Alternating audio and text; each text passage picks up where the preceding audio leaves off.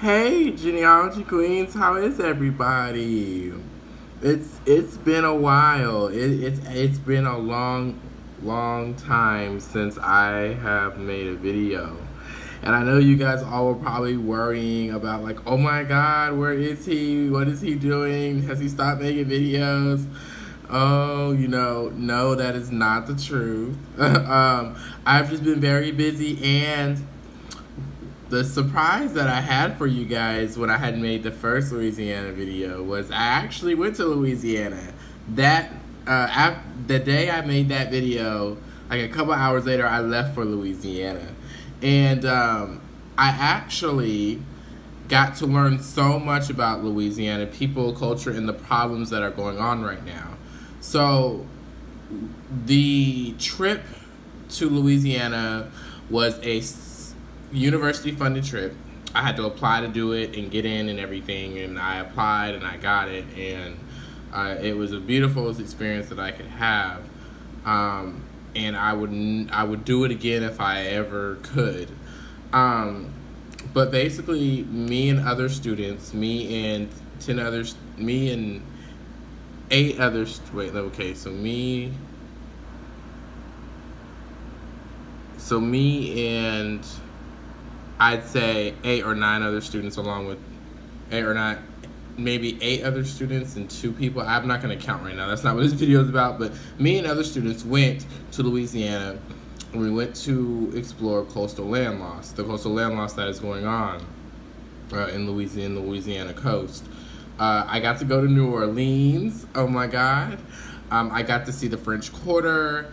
I got to eat Louisiana food. I got to eat alligator for the first time. I got to have po' boys. I got to have beignets. Oh my God, beignets are everything, you guys. Like, I had 6 beignets on the last day. Now, before, I didn't buy any because I just didn't want to really spend any money, and stuff can be expensive in Louisiana because, they embark on tourism. So they really put their prices up high. Sometimes it just depends on what it is, but they're really big on tourism, so they're really trying to get money. So, the beignets are everything there. But basically what's going on is Louisiana is like the coast of Louisiana is going underwater. Because of the oil rigs and the mistreatment of the environment, the damaging of the environment, and what's being put in the water, and killing off the animals and everything, is causing lots of pieces of land to go underwater. And I also think some of these things, like the land going underwater, is something that was going to happen anyway, but the oil rigs and oil companies are causing it to happen a lot quicker. But the coast is soon to be underwater. It will be underwater, and soon, and nobody is gonna really know. Nobody is helping that situation, like the government. Nobody, and soon those people are gonna have to move out. Like, they're gonna have to move because pretty much that whole place is gonna be gone. We even found out that with New Orleans, especially after Hurricane Katrina, New Orleans is most likely going to be underwater in 50 to 100 years, most likely. But see, one thing about Louisiana is Louisiana has a whole bunch of levees. They have levees everywhere, and what those levees do is stop more water from coming in and flooding the place. So they will, especially in New Orleans, they will continue to put billions of dollars into these levees to keep New Orleans up. But they're not doing that way back in the coast, especially in the place called in Louis de Jean Charles or Saint de Jean Charles. They're not doing that, and where that place is that's where a lot of the native communities are. That is where the native communities are. And oh my gosh, of course we're not surprised about this, but the native communities there are being treated so poorly, of course, and they're being forced to leave their land. And will you go down to St. Jean Charles, which is also by the coast? And now let me tell you something. In Louisiana, now you know how in any other place, Seattle or North Carolina, South Carolina, Florida, California, whatever, you can go west, south, east, north. You know, you can't do that in Louisiana. In Louisiana, you can either go up the bayou, down the bayou, or across the bayou. You can't go in. You can't go anywhere else, and it's true. So literally, we're going across bayous and stuff. Even to get to St. Jean Charles, and You're driving on the road, and there's a point where water is literally and waves are crashing onto the road. Water is already pretty much is already approaching the road, and these people are still living here in these supposed governmental people or whatever are trying to take these people off of their land, off of where they've been for I don't know how long. And when I went, we met this Native woman named Laura Jean, and the Native people's name is Homie or Honma, but I believe it was Homie. She was giving us all this information on what was going on and what is happening to her people, and how she's trying to get a tribe together or register for a tribe or put something like that together, and all the problems she's encountering. But I remember being at her. It wasn't her house, but it was her friend's house or one of her family members' houses, and you have a dock, and you have all this water, and then you have woods. Now, I'm not going to give you an exact time. I can give you an exact time period because I can't remember. But I know at some point all that water was land. And literally you could raise cattle. They raised cattle over there, but now they can't do that because of all that water. That's the problem with coastal land loss. Everything is going underwater, and these oil companies and these big companies are causing this. I mean, when I tell you it's like pretty much a lake now, it is a lake, uninhabitable. And the reason why nothing's being done here is because this is what the government wants. It's all about money there. Well, everything in the world is about money, but because it's all about money, if no money's coming in, they're not going to do anything to help those communities.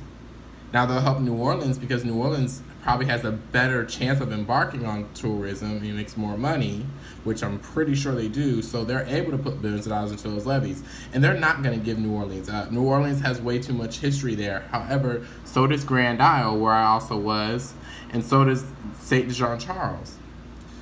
So Grand Isle is a situation of, there's a big culture in Grand Isle of fishing and oystering and doing seafood.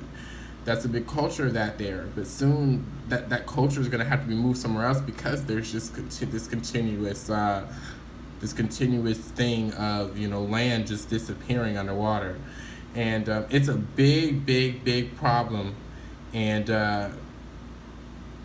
it worries me because we came and we witnessed everything, and we're trying to bring back to our university and to our state these problems of Louisiana, so that somehow they can be fixed or something can be done, and not just that, but to prevent that from getting all the way up to where we live, because people don't understand that this is a problem in Louisiana, but if this doesn't change or get fixed, this will become a problem for more than just Louisiana. It'll be a problem for South Carolina, North Carolina, all these places, because we also have, you got Texas is having problems too, because when I was in Texas, the water was terrible.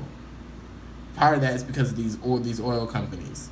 And then you hear about Florida too. Florida has its problems as well, plus with hurricanes as well. So, I mean, you think it's not going to get any further or get any worse, but it will if we don't take charge. However, the trip was very beautiful. I could go on and on and on about what is going on, but this video would go on forever. But I love making another video. I think it's amazing. I think it's good, and I'm really honored to do that, and to talk to you guys again. I wanted to kind of quickly go into a little bit of more, just a quick history of maybe the ethnic people there. So in Louisiana, at least I know in Grant, Louisiana is big on people who are French descent and people who have Native ancestry. So one thing with the French is that a lot of people in Louisiana, well, pretty much everybody in Louisiana, they cannot pronounce the TH sound. Sorry. Because of the French language. So a lot of times, okay, if they want to say I'm going over there, they say I'm going over there. You know, that's how they speak. And I promise you it's true. It is true. They speak like that. That's just a dialect, but it's part of the French language mixed in. And a lot of, in Louisiana, you have the Chickazolas, you have the Sandys, you have the Lafayettes, and then you have like another group. They derive from Portuguese people, but they're not Portuguese. But the Chickazola and the Sandys, they are Sicilians, and the Lafayettes are French. And John Lafayette, who is probably, of course, that's where the Lafayette family is. He did a lot for Louisiana. From what my dad says, he did a lot for the U.S. But there is a lot of that. And they're Europeans, but the Sicilians, Chickazolas and Sandys, and there's another group. They're like still European, but they're like they're Spain and Portugal. Yet I hear they're not Spanish and Portugal. They're like a different type. And then you've got the Lafayettes, which are the French. So that ethnic group mixed in. So then you just got them, but then you also got African Americans who are mixed with that. And you've got some maybe natives mixed with that, but I don't think you do.